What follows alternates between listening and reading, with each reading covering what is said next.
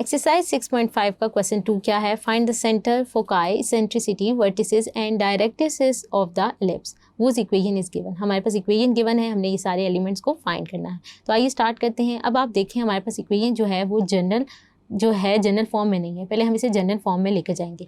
आप देख सकते हैं हमारे पास यहाँ पर क्या है 2x-1 का होल स्क्वायर। तो हमने जो है x माइनस समथिंग के लिए बनाना है, तो यहाँ से 2 को हमने एलिमिनेट करना है। तो 2 को मैं कॉमन ले लूँगी, तो 2 को जब मैंने कॉमन लिया ब्रैकेट में आप देख सकते हैं तो यहाँ पे 1 से डिवाइड हो गया। इसी तरह बाकी हमने सेकंड को ऐसे ही लिख दिया।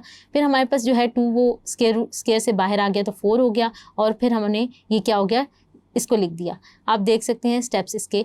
फिर हमने क्या किया, ये जो 4 है ये हमारे पास क्या हो गया, हमने इक्वेशन को डिवाइड कर दिया बोथ साइड से 4, तो ये 4 जो है हमारे पास कैंसिल हो गया, और यहाँ पे क्या आ गया 1 और ये 16।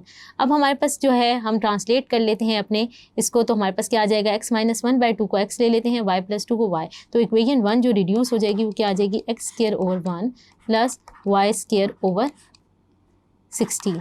अब देख सकते हैं हमारे पास जो जनरल इक्वेशन है उससे कंपेयर करें तो क्या है x² / b² + y² / a² = 1। यहाँ a > b। तो इस फॉर्म की हमारे पास जनरल एलिप्स की इक्वेशन इससे है। तो हम इससे कंपेयर करते हुए हैं बाकी एलिमेंट्स निकाल लेते हैं। तो कंपेयर कर लें तो b मेरे पास क्या आ जाएगा 1, और a² क्या है 16, तो यानी a क्या आ जाएगा 4।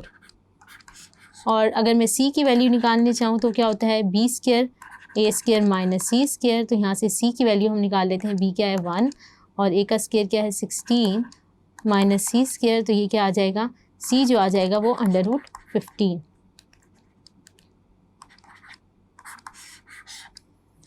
तो ये हमारे पास आ गया। अब हमारे पास क्या है, अब हम इसको कर लेते हैं आगे। हमने निकालना है सेंटर। सो सेंटर के लिए हम लिख लेते हैं, सेंटर मेरे पास क्या आ जाएगा, सेंटर होता है 0 0, और यहाँ पर x जो है वो 0 होगा और y क्या होगा 0। तो x की जो वैल्यू है वो क्या है x-1/2 = 0, और y क्या है मेरे पास y+2 = 0। तो यहाँ से सेंटर आ जाएगा मेरे पास 1/2 और -2। तो हमने सेंटर निकाल लिया। अब हमने क्या निकालना है, फोकाई निकालने हैं। तो फोकाई हमारे पास इस केस में क्या होंगे 0 ± c। तो x 0 और y क्या आ जाएगा ±c। तो यहाँ से हम फोकाई निकाल लेते हैं। तो हमारे पास फोकाई इस केस में आ जाएंगे, जैसे आप देख सकते हैं स्क्रीन पे कैलकुलेशन। तो हमने निकाल लिए, फोकाई हमारे पास आ गया है, ये वैल्यूज़ आ गई हैं। x1/2 इसको हम लिख लेते हैं, f को लिख सकते हैं 1/2 -2 + √16 एक फोकाई।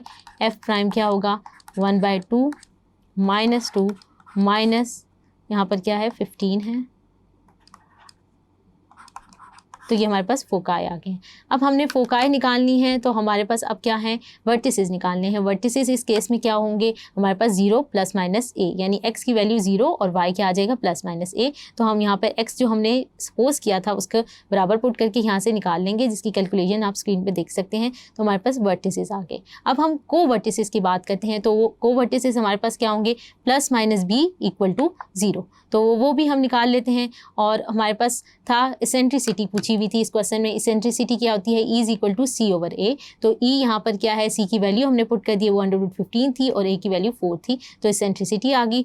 डायरेक्ट्रिसेस इस केस में क्या होंगे हमारे पास, आपको हमने जो स्टैंडर्ड जो हमने समरी ऑफ स्टैंडर्ड एलिप्स पढ़ी थी उसके कॉलम में जो हमने किया था उसके डायरेक्ट्रिस की इक्वेशन भी लिखी हुई थी। वो क्या थी हमारे पास y = +-c/e²। तो यहाँ पर हमने क्या पुट कर दिया, c की वैल्यू और e की वैल्यू, और हमने यहाँ पे y जो कैपिटल था वो +2 के बराबर। तो यहाँ से हमारे पास डायरेक्ट्रिसेस भी आ गए। तो हमने यही elements of the ellipse find करने थे, जो हमारे पास जनरल इक्वेशन जो इक्वेशन गिवन थी उससे हमने एलिमेंट्स ऑफ द एलिप्स निकाल लिए। होप सो आपको ये क्वेश्चन समझ आया होगा। Thank you.